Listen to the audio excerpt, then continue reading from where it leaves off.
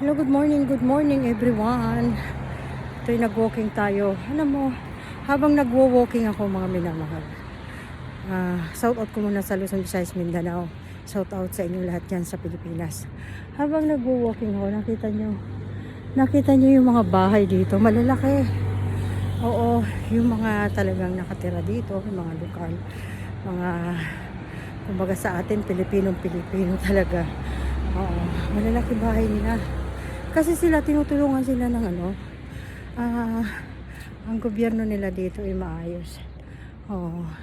Diyan naman kasi sa atin, para sa akin lang, opinion lang bilang OFW.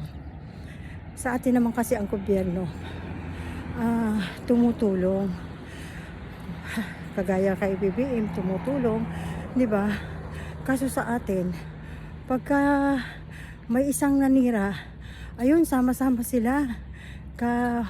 Mabigyan lang ng palima-lima, di ba?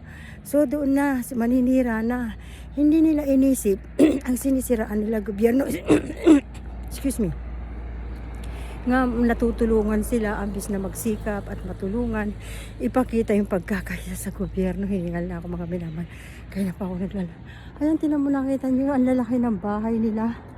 Oh. Sa atin naman, hindi naman kailangan na malaki. Ibig sabihin lang, kahit papaano mayroon tayo. Ang problema natin kasi, mga Pilipino, masisipag, mapagmahal. Kaso, pag tayo may isang tao na nagsabing, halika, punta tayo, mabigyan lang ng yun na. Magtatatalak ba, sisiraan ng napakapangit.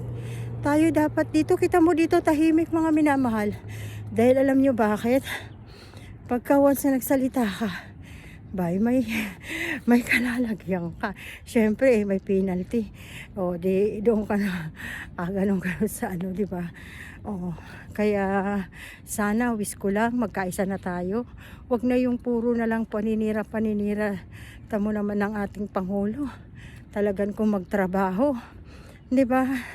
So, yan lang po ang aking mensahe, aking opinion sa atin dyan lahat habang naglalakad ako.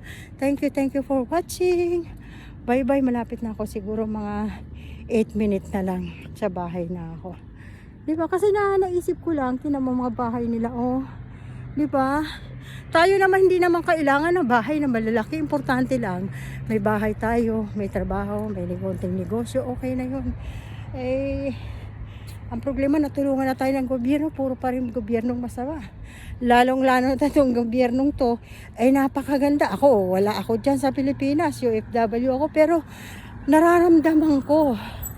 Kasi nakikita ko yung mga pinamimigay niya, yung ginagawa niya, yung trabaho niya, yung ulan, yung typhoon, yung, ang tawag nito, yung